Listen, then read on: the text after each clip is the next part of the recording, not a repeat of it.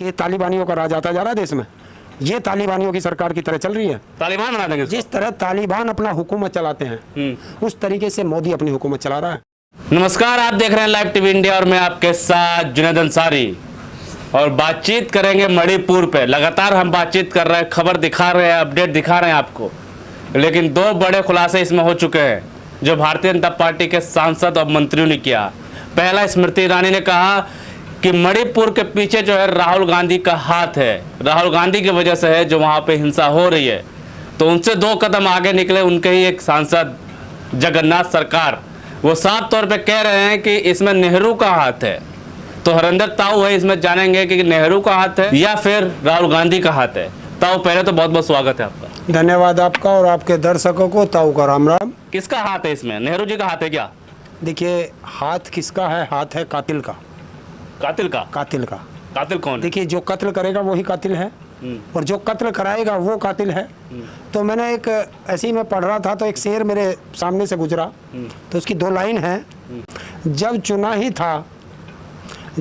ही था कत्लेआम का हुनर देखकर, जब चुना ही था कत्लेआम का हुनर देखकर, तुम्हें इतना हैरत क्यों है लाशों का ढेर देखकर।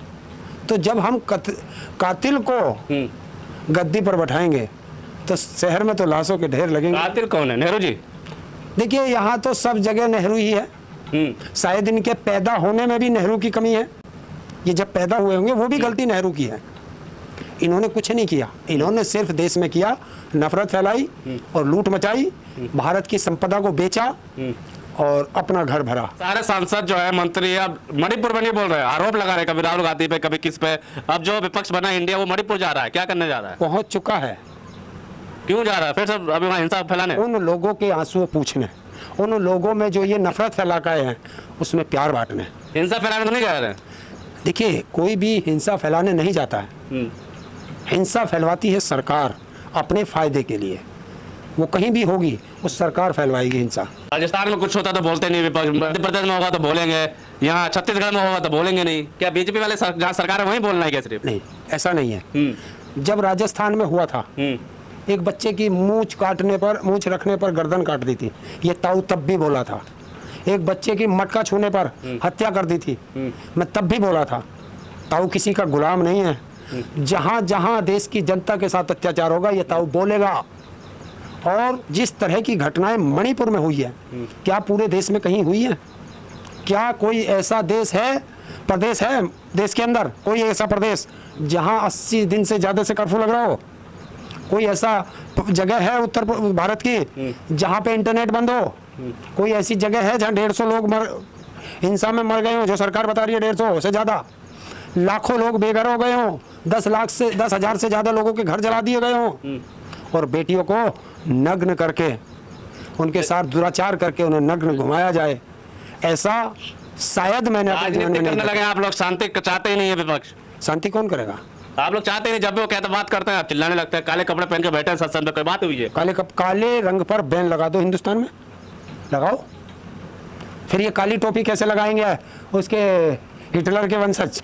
हिटलर के वंशज है? अरे हिटलर की आप वर्दी देखो, हिटलर की फौज की वर्दी देख लो, गूगल है तुम्हारे पास, आज उसे देख लो। वही खाकी नेकर, वही शर्ट सफेद और वही काली टोपी, ये हिटलर की सेना की वर्दी थी जो आरएसएस की है। हिटलर की सेना ये हिटलर वाले तो हैं ही, हिटलर की नीति पे चलते हैं, देश की रक्षा करते हैं, आंतरिक मजबूती बना देते हैं। कैसे? ये आंतरिक मजबूरी है कि आप मणिपुर जल रहा है, बराबर के प्रदेशों में भी आग लगने शुरू हो गई है, तो ये सुरक्षा है? अशांति है। ये चाहते हैं कि उधर जले। हिंदू मुस्लिम ये कर नहीं सकते अब, क्योंकि हिंदू भी समझ गया, मुस्लिम भी समझ गया। और हिंदू और मुस्लिम वो करेंगे जो कट्टरपंथी वाले होंगे। वो दोनों में कट्टरपंथी है, ऐसा नहीं है? दोनों में ही है। हाँ, तो जो लड़ाई करेंगे वो कट्टरपंथी करेंगे, वो हिंदू का हो चाहे मुस्लिम का हो। अब इन्हें डर लगा कि अब हिंदू मुस्लिम से तो हमारी सरकार बनेगी नहीं, तो अब इन्होंने जातियों में लड़ा दिया। लगातार आरोप लगा रहे हैं, काले कपड़े पहनने, कितना काम कर रहे हैं? सीबीआई की जांच होगी, अब फुटेज पे वहां पहुंच गई सीबीआई। काय पे? मणिपुर में जो वीडियो वायरल हुई थी उसकी जांच होगी, कहां से वायरल हुई, किसने वायरल की, और उसमें दोषियों को पकड़ा जाएगा जिन्होंने उस लड़के के साथ ऐसा किया। सीबीआई अब जांच करेगी इसकी।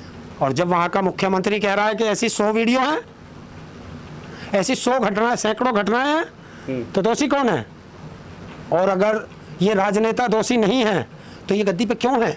इनकी क्या आवश्यकता है? तो सीबीआई जांच करा तो रहे हैं। सीबीआई इसे सीबीआई किसकी है? जनता कैसे हो सकती है? जनता की सीबीआई नहीं है। फिर किसकी है? ईडी, सीबीआई, इनकम टैक्स, ये सब मोदी की मुट्ठी में है। जैसे चाहेगा वैसे करेगा। जनता को बेवकूफ बनाने का ये तरीका। आप लोग काम नहीं करने देना चाहते, सदन नहीं चलने दे रहे हैं, और जांच हो रही तो आप जांच होने नहीं दे रहे हैं। करें क्या मोदी जी? इतना कुछ कर रहे हैं। देखिए, अमेरिका में बोल सकता है, विदेश में बोल सकता है, भोपाल में बोल सकता है, राजस्थान में बोल सकता है, संसद के बराबर वाले कमरे में बोल सकता है, तो संसद आने से क्यों डरता है? तुम तो कहते तो शेर है, डरता नहीं है। हाँ, तो खुद कहते हैं शेर, हम डरते नहीं, अकेला भारी है सब पे। अगर तुम गीदड़ को शेर की खाल पहना दोगे तो वो शेर नहीं होता। कौन है गीदड़? जो संसद जाने से डर रहा है। देश के प्रधानमंत्री है, इतने सारे काम है, 18 घंटे काम कर रहे हैं विश्व गुरु बनाने के लिए, क्या इमेज ही होंगे? कौन से प्रधानमंत्री के काल में ऐसा कत्लेआम मचा है, वो बता दो। कह तो रहे नेहरू जी की गलती है, नेहरू जी ने कानून ऐसा बनाया, इस वजह से सब कुछ हो रहा है। 9 साल से तुम क्या कर रहे थे? वहां जाके जब भाषण दे के आया था कि डबल इंजन की सरकार बना दो, बाकी मेरी जिम्मेवारी है। आज कहाँ है? बताओ, जवाब दो। फालतू की बात नहीं करनी, मुद्दे पे बात करो। अगर नेहरू नहीं होता उस समय देश का प्रधानमंत्री, तो जो अभी तुम्हारे यहाँ आपदा आई है देश में, वो देखा था, क्या बोलते हैं, कोरोना, तो किसके हॉस्पिटल में जाके आप भर्ती होते? ये हम जो ये बोल रहे हैं ना, जहाँ ये पढ़ के आए हैं, वो कौन से, किसने बनाए थे? किस में पढ़ रहे हैं? नेहरू की किसी यूनिवर्सिटी में पढ़ रहे होंगे, बनाई हुई में, किसी हॉस्पिटल में इलाज करा रहे होंगे, कि दी हुई संस्कारों में जी रहे होंगे। और आज क्या हिंसा भी करा दी नेहरू जी ने। मणिपुर में जो भी कुछ हुआ, हिंसा हुआ, वो नेहरू जी का हाथ है उसमें। नहीं, जो मणिपुर में हिंसा हुई उसके लिए अटल बिहारी वाजपेयी जिम्मेदार है। अटल बिहारी वाजपेयी, अटल बिहारी वाजपेयी जिम्मेदार है।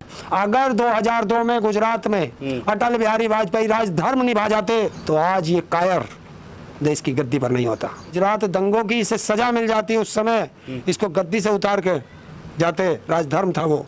अब तो क्लीन चिट मिल गया ना, उसको लेकर आप लोग पीछे पड़े रहते हैं। विपक्ष चाहता क्या है? कलम भी तुम्हारी, अखबार भी तुम्हारा, जो लिख दो, जो मर्जी लिख दो। जिस व्यक्ति को सुप्रीम कोर्ट ये कह चुका हो कि इसकी नियुक्ति गैर कानूनी है, उसी के लिए सुप्रीम कोर्ट में जाकर के हाथ जोड़ रहे हैं। मिलोड़ 45 दिन और दे दो, क्योंकि 45 दिन में इंडिया के कुछ नेताओं को जेल भेजना है। ईडी की बात कर रहे हैं, ईडी का निदेशक जो है। समझने वाले समझ गए, जो ना समझे वो अनाड़ी है। अरे तो अच्छे अधिकारी होंगे, इसलिए उनको रोका जा रहा है। इस हिंदुस्तान में एक ही अधिकारी है, बाकी ईडी में बाकी जितने लोग हैं वे नाकारा है, तो फिर उन्होंने ईडी में क्यों रख रखा है?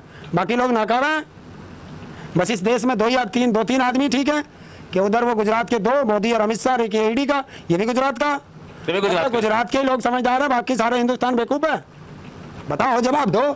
फालतू की बात नहीं करनी, मुद्दे पे बात करो। तो मुद्दा स्मृति ईरानी करेंगे, राहुल गांधी नहीं जाते तो हिंसा होता ही नहीं। देखिए, आप उसको छोड़िए, ये तो वे लोग हैं चपरासी, और चपरासियों पे बात मत करो। दहाड़ नहीं सुनी उस दिन आपने स्मृति ईरानी की? कैसी दहाड़? संसद में आप लोग कहते हैं डरपोक है, दहाड़ सुनते हैं आप संसद में? दहाड़ कैसी होती है? सब पे भारी पड़ गई थी स्मृति ईरानी। कैसे भारी पड़ेगी? आप, आज मैं तुमसे यही पूछना चाहता हूँ।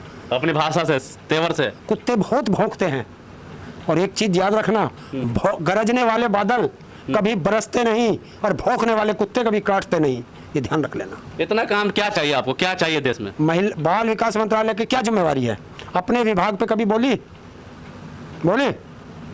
नहीं बोली। उसके संसदीय क्षेत्र में एक दलित को पेड़ से बांध करके पीट पीट के मार दिया, क्या उस पर बोली? क्या एक आदिवासी के ऊपर पेशाब कर दिया गया, उस पर बोली? क्या हाथरस कांड पे बोली? कभी महिलाओं के मुद्दे पर नहीं बोलेगी। तो लगता है इसको कोई दूसरा चस्का है। क्या चस्का है दूसरा? वो बताएगी कि महिलाओं के मुद्दे पर वो नहीं बोलती। क्यों राजस्थान में घेर दिया? राहुल गांधी को के ऊपर बोलने का ही उसको पास ठेका है। वो पता क्यों बोल रही है? क्यों? ये जो अब जितने बीजेपी के मंत्री बोल रहे हैं, ये इनकी फ्रस्ट्रेशन है कि देखना अब इनकी गद्दी जा रही है। गद्दी जा रही है, गद्दी आ रही है, उनकी गद्दी जा रही है। अब देखना कितने मंत्रियों का ये G20 खत्म होने दो, देखना किस किस की कुर्सी पे लात लगती है। यार मोदी जी कह रहे हैं कि बना रही है भाजपा, फिर से तीसरी बार आ रही है। वोट कौन देगा? वोट कौन देगा? जनता। देश की 48% महिलाएं हैं देश के अंदर। क्या कोई महिला अपनी इज्जत उतरवाने के लिए इन्हें वोट देगी? क्या अपनी बेटियों को ऐसे नंगा घुमाने के लिए इन्हें वोट देगी? सुरक्षित नहीं महिला है। कौन सुरक्षित है? जब देश की रक्षा करने वाला कारगिल युद्ध का सूबेदार अपनी पत्नी को नहीं बचा पाया, तो इस देश का क्या होगा? या PFI में भी आई में इंडिया आता तो मुजाहिदीन वाला इंडिया है, कौन सा इंडिया बना लिया आपने? बिल्कुल सही कह रहे हो आप। बीजेपी का ट्विटर हैंडल देखा आपने? बीजेपी फॉर इंडिया, तो ये मुजाहिदीन का ट्विटर अकाउंट है क्या? बताओ आप। जब मोदी कहता है वोट फॉर इंडिया, PFI के लिए वोट मांग रहा था या मुजाहिदीन के लिए वोट मांग रहा था? क्या भारत का जो कॉन्स्टिट्यूशन ऑफ इंडिया, भारत का संविधान है, वो मुजाहिदीन का संविधान है? बताए देश को। भारत की हर करेंसी पे लिखा हुआ है भारत का RBI, reserve bank of India, वो मुजाहिदीन वालों का रिजर्व बैंक है? या जो हमारे नोट पे लिखा हुआ हर करेंसी पर, चाहे वो 1 पैसा है चाहे 2000 का नोट है, RBI of reserve bank of India. तो क्या है ये? भारत की हर चीज पर इंडिया लिखा हुआ है। खेलो इंडिया, दौड़ो इंडिया, मेक इन इंडिया, फलाना इंडिया है? क्या ये सब मुजाहिदीन थे? क्या ये योजनाएं मोदी मुजाहिदीन के लिए चला था? मुजाहिदीन क्यों नाम लिया? क्या मुजाहिदीन लेने से चुनाव में कोई फायदा हो गया? हाँ, ये देश में मोदी की कोई भी भाषण सुन लो, एक भी कहीं भी बोल रहा होगा, आपकी शिक्षा पे नहीं बोलेगा, आपके रोजगार पे नहीं बोलेगा, महंगाई पे नहीं बोलेगा, स्वास्थ्य पे नहीं बोलेगा, सुरक्षा पे नहीं बोलेगा, जितनी योजनाओं की घोषणा की थी उस पे नहीं बोलेगा, किसानों के मुद्दे पर नहीं बोलेगा, MSP पर नहीं बोलेगा, किसानों की आय दुगनी पर नहीं बोलेगा, हर परिवार की को मिलेगी छत 2022 तक, उस पे नहीं बोलेगा, जो जो घोषणाएं फेंक करके गया उस पे नहीं बोलेगा। बस ये बोलेंगे तो ऐसा बोलेंगे कि देश में हर मुद्दे से ध्यान भटक जाए और सारा दलाल मीडिया उस पे लग जाए और जनता उस पे बहस करने लगे। फिर सुरक्षा तो दे रहे हैं हिंदुओं को। कहाँ? हिंदू राष्ट्र की घोषणा ये होगी। बेटी किसकी थी? किसी के माथे पर लिखा है कि बेटी हिंदू की है मुसलमान की, और बेटी तो सबकी बराबर है, वो चाहे हिंदू की हो या मुसलमान की हो। अगर देश में इस तरह का राज होगा, बिल्कुल उसने सही कहा, ये तालिबानियों का राज आता जा रहा है देश में, ये तालिबानियों की सरकार की तरह चल रही है। तालिबान बना देंगे इसको। जिस तरह तालिबान अपना हुकूमत चलाते हैं उस तरीके से मोदी अपनी हुकूमत चला रहा है। तो वहाँ का आर्मी के भी तो जनरल जैसे वो भी कहते हैं कि सीरिया बना दिया मणिपुर को। देखिए, सीरिया तो मैंने देखा नहीं, मैं तो सुनता हूँ तालिबानों की सरकार ऐसी थी कि वहाँ एक राजतंत्र चलता है, राजा का हुक्म है, तो वही है। और ये जो इर्द गिर्द जितने मंत्री हैं ये इस तरीके से हैं, मैं कहानी 1 मिनट की है कि बादशाह को बैंगन पसंद थे, तो उस दिन सब्जी बनी बैंगन की, बादशाह बोला बैंगन की सब्जी बहुत अच्छी बनी है, तो बीरबल भी बोला साहब मेरे यहाँ तो रोज ही बैंगन बनता है, बहुत अच्छी सब्जी है। अब उस बैंगन की सब्जी को खा के बादशाह बीमार हो गया, बोला यार ये बैंगन की सब्जी बिल्कुल बेकार है। बोला साहब मैं पहले ही कह रहा था, और बीरबल तुमने तो ये कहा था कि बैंगन बहुत अच्छा है। बोला साहब मैं नौकरी आपकी करता हूँ, बैंगन की नहीं। तो यही वो कर रहे हैं, ये कहते हैं कि हम गुलामी मोदी की कर रहे हैं, देश की नहीं। लेकिन लड़ाएंगे अब ये। अच्छा। तो इसलिए देश की जनता से अनुरोध है कि इनके बहकावे में ना, आपस में ना लड़ाएं।